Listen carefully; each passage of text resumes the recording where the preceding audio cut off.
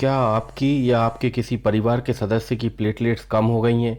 क्या डॉक्टर ने कहा है कि प्लेटलेट्स 50,000 हो गई हैं, 20,000 हो गई हैं, लेकिन डेंगू की रिपोर्ट नेगेटिव है? तो सवाल उठता है कि अगर डेंगू नहीं है तो फिर प्लेटलेट्स कम क्यों हो रहे हैं? देखिए, बहुत से लोग मान लेते हैं कि प्लेटलेट्स कम होने का मतलब है कि आपको डेंगू हो गया है, लेकिन यह सच नहीं है।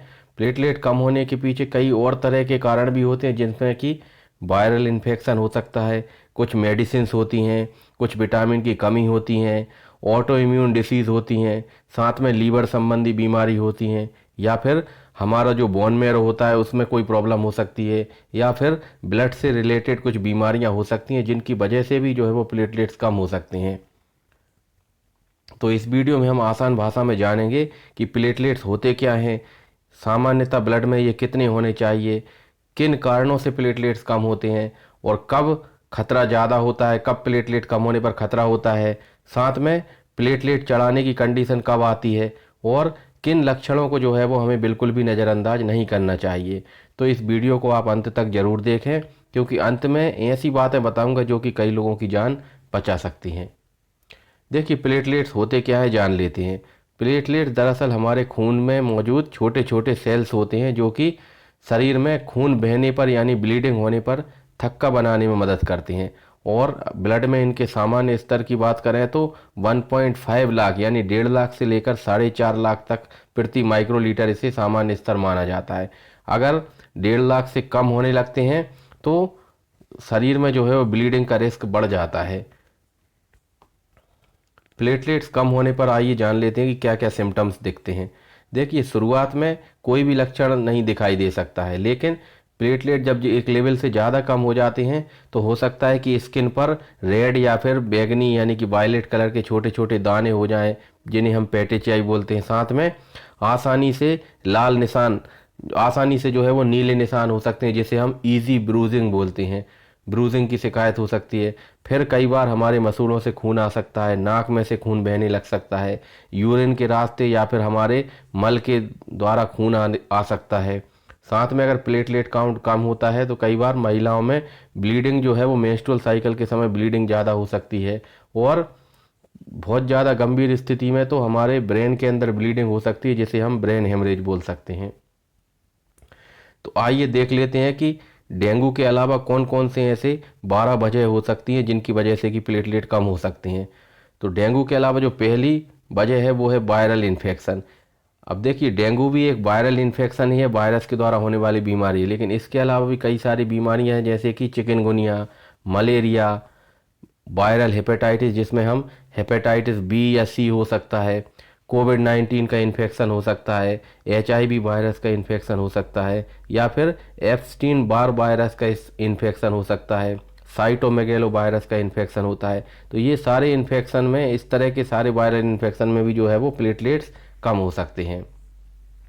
फिर कई बार बहुत ज़्यादा गंभीर बैक्टीरियल इन्फेक्शन हो जाता है, जिसे हम सेप्सिस बोलते हैं। और ऐसा अक्सर ICU में एडमिट पेशेंट्स में देखा जाता है कि जो बहुत ज़्यादा, जिनके अंदर बैक्टीरियल इन्फेक्शन हो जाता है, सेप्सिस की कंडीशन होती है, तो उस कारण से भी प्लेटलेट तेज़ी से गिर सकते हैं। तीसरा जो कारण होता है वो कई तरह की मेडिसिन्स होती हैं जो कि पेशेंट, अगर व्यक्ति ले रहा है तो उसका प्लेटलेट काउंट कम कर सकती हैं। तो कौन कौन सी वो दवाइयाँ हो सकती हैं? पहला तो हेपेरिन। कई बार खून पतला करने का इंजेक्शन हेपेरिन दिया जाता है, उसकी वजह से प्लेटलेट काउंट कम हो सकता है। साथ में एंटीबायोटिक होती है लिनेजोलेट, इसको लेने से भी जो है वो प्लेटलेट कम हो सकते हैं। साथ में सीजर्स यानी कि झटके की बीमारी में दी जाने वाली दवाइयाँ, जैसे कि वालप्रोइक एसिड, सोडियम वालप्रोएट जिसे हम बोलते हैं, कार्बामेजिपिन, ये जो दवाइयाँ हैं ये भी प्लेटलेट कम कर सकती हैं। साथ में कुछ एंटीबायोटिक्स होती हैं जो कि ऐसा कर सकती हैं। और साथ में कैंसर के इलाज में काम आने वाली कीमोथेरेपी मेडिसिन भी हो सकती हैं, और भी कई तरह की कीमोथेरेपी मेडिसिन होती हैं जो कि प्लेटलेट को कम कर सकती हैं। लेकिन आपको जो है, अगर आपकी ये दवाइयाँ चल रही हैं, आप इन दवाइयों को ले रहे हैं, तो आप अपने मन से इन दवाइयों को बंद ना करें, पहले अपने डॉक्टर की सलाह जरूर ले लें। फिर चौथा जो कारण है जिसमें प्लेटलेट कम हो सकते हैं वो है विटामिन की कमी। कई बार विटामिन B12 या फिर फॉलिक एसिड, जिसे हम विटामिन B9 भी बोलते हैं, उसकी कमी हो जाती है तो हमारी हड्डियों के अंदर जो बोन मैरो होता है वो पर्याप्त मात्रा में ब्लड सेल्स नहीं बना पाता है, जिसमें आरबीसी, डब्ल्यूबीसी, प्लेटलेट्स यानी कि खून की कमी भी जो है वो देखने को मिल सकती है, साथ में प्लेटलेट्स भी कम हो सकती हैं। पांचवा जो कारण होता है वो होता है इम्यून थ्रोम्बोसाइटोपिनिया, यानी कि हमारी बॉडी का जो इम्यून सिस्टम होता है वो खुद हमारे ही प्लेटलेट्स को नष्ट करने लगता है, और ये एक ऑटो इम्यून बीमारी होती है। तो इस कारण से भी जो है वो, इसे हम आईटीपी बोलते हैं, इस कारण से भी जो है वो प्लेटलेट कई लोगों में कम बनी रहती हैं। फिर लीवर की बीमारी कई लोगों में होती है, जिसे हम लीवर सिरोसिस बोलते हैं। साथ में पोर्टल हाइपरटेंशन की कंडीशन अगर हो गई है, लंबे समय से लीवर की बीमारी है जिसमें पोर्टल हाइपरटेंशन डेवलप हो जाता है, जिसमें पेट में पानी भरने लगता है और हमारी जो स्प्लीन होती है वो बड़ी हो जाती है और उसके अंदर अधिक मात्रा में प्लेटलेट्स डिपॉजिट होने लगते हैं और साथ में उनको नष्ट भी कर दिया जाता है स्प्लीन के अंदर ही। तो इस वजह से भी प्लेटलेट काउंट कम बना रहता है। फिर कई बार होता क्या है कि हमारा जो बोन मैरो होता है हड्डियों के अंदर जहाँ पर कि ब्लड बनता है, वो ठीक से जो है वो प्लेटलेट नहीं बना रहा होता है, और इसके कई सारे जो है वो कारण हो सकते हैं, जैसे कि ल्यूकीमिया, जिसे हम आम भाषा में ब्लड कैंसर बोलते हैं, aplastic anaemia, myelodysplastic syndrome, bone marrow infiltration, यानी कि बोन मैरो के अंदर जो है वो ग्रेनुलेशन टिश्यू भर जाता है, स्कार टिश्यू भर जाता है, उस कारण से भी जो है वो वहाँ पर जगह नहीं बचती और जो है वो ब्लड ठीक से नहीं बन पाता, साथ में प्लेटलेट भी ठीक से नहीं बन पाती हैं।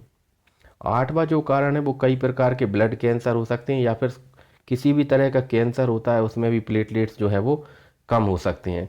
फिर कई बार प्रेगनेंसी के दौरान भी जो है कुछ महिलाओं में प्लेटलेट्स की कमी देखी जा सकती है, लेकिन बहुत ज़्यादा गंभीर कमी हो जाती है तभी हमें जो है वो ट्रीटमेंट करने की ज़रूरत होती है, वरना हल्की फुल्की कमी में जो है वो कुछ करने की ज़रूरत नहीं होती है, ऑटोमेटिक जो है वो बढ़ जाता है।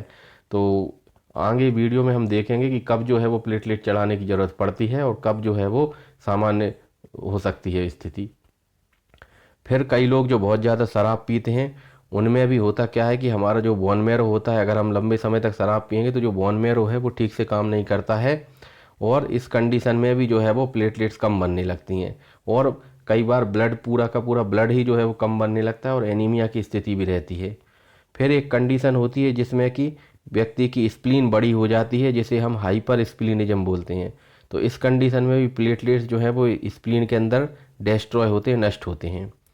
फिर कई बार होता क्या है कि अगर कोई पेशेंट आईसीयू में एडमिट है तो उसको बहुत ज़्यादा अगर इन्फेक्शन है, कोई बहुत ज़्यादा गंभीर बैक्टीरियल इन्फेक्शन है, तो इस कंडीशन में भी उसके ब्लड में एक कंडीशन होती है जिसे हम डीआईसी बोलते हैं, डिसेमिनेटेड इंट्रावेस्कुलर कोगुलेशन, यानी कि जो हमारी ब्लड वेसल्स होती हैं उनके अंदर ब्लड में जो है वो उन खून के थक्के बनने लगते हैं और इस कारण से होता क्या है कि खून के थक्के बनने में सारी प्लेटलेट्स का इस्तेमाल हो जाता है, जिसकी वजह से ओवरऑल जो है वो ब्लड में प्लेटलेट्स कम हो जाते हैं, क्योंकि प्लेटलेट की खपत उस समय बहुत ज़्यादा हो जाती है, उनका कंजम्पशन बहुत ज़्यादा होने लगता है, जिसकी वजह से शरीर पे लाल लाल चकत्ते भी बनने लगते हैं या फिर बैंगनी कलर के चकत्ते बनने लगते हैं।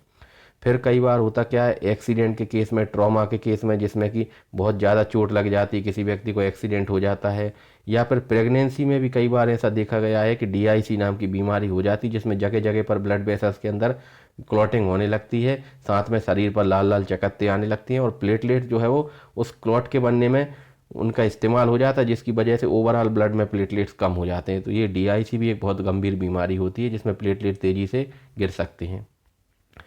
फिर हमें कब अलर्ट हो जाना चाहिए देख लेते हैं। अगर प्लेटलेट काउंट 1 लाख से ऊपर है तो हमें चिंता करने की कोई ज़्यादा बात नहीं है, लेकिन अगर प्लेटलेट काउंट 50,000 से 1 लाख के बीच में हो गया तो आपको अलर्ट हो जाना चाहिए कि कहीं अगर 50,000 से कम होता है, क्योंकि अगर 20,000 से 50,000 के बीच में आ जाता है प्लेटलेट काउंट तो ब्लीडिंग का खतरा बहुत ज़्यादा बढ़ जाता है।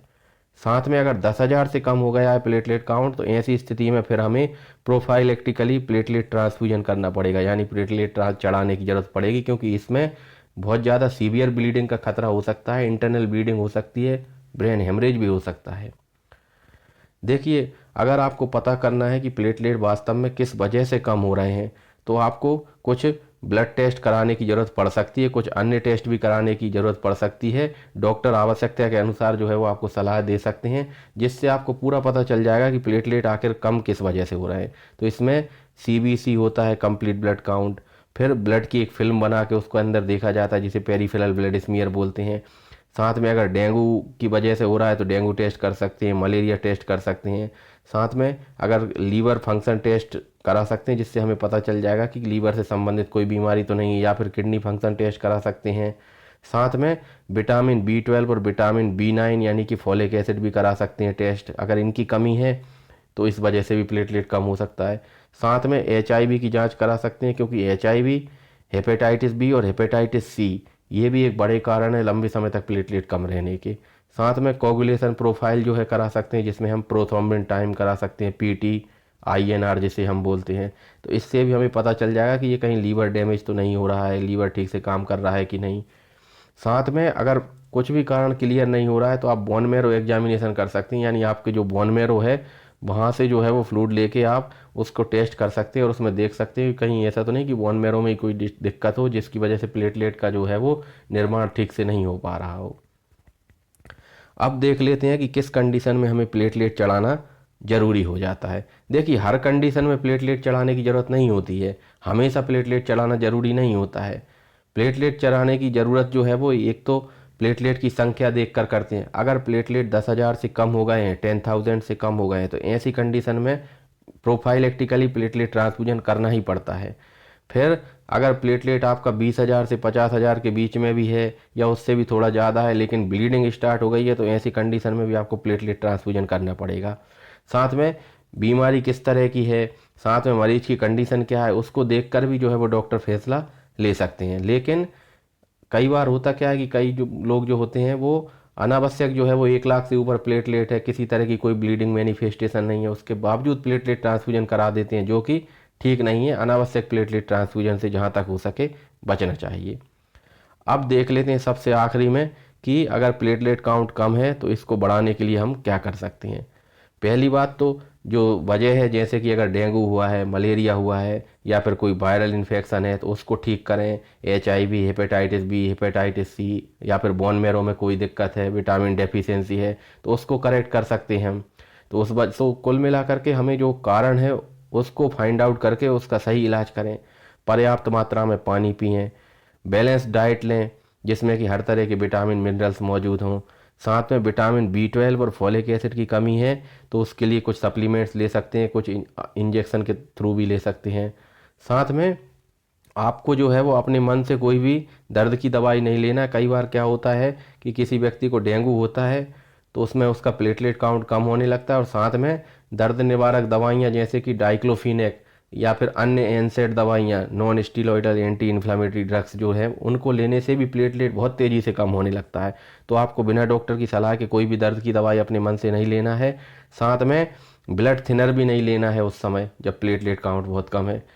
साथ में किसी घरेलू नुस्खे पर निर्भर ना रहें कि किसी ने बता दिया कि ये खाओ ये पियो तो बढ़ जाएगा, ऐसा नहीं। आप अपने डॉक्टर को दिखाएं और उसका प्रॉपर इलाज कराएं, क्योंकि 10,000 से कम प्लेटलेट काउंट होने पर ब्लीडिंग का, गंभीर ब्लीडिंग यानी इंटरनल ब्लीडिंग, ब्रेन हेमरेज का खतरा बहुत ज़्यादा बढ़ जाता है।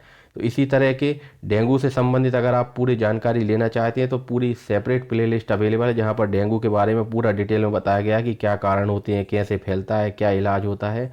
तो उसके लिए आप चैनल को सब्सक्राइब कर लें और वहाँ पर डेंगू नाम से जो प्लेलिस्ट बनी हुई है उस पर विजिट कर सकते हैं। अगर ये वीडियो पसंद आया हो तो इसको लाइक ज़रूर कर दें, ताकि इसी तरह मैं मोटिवेट बना रहा हूँ और आपको इसी तरह की तमाम जानकारियाँ, नई नई जानकारियाँ लेकर आपके पास आता रहूँ। तो वीडियो को लाइक करना बिल्कुल ना भूलें और चैनल को सब्सक्राइब कर लें। Thank you so much.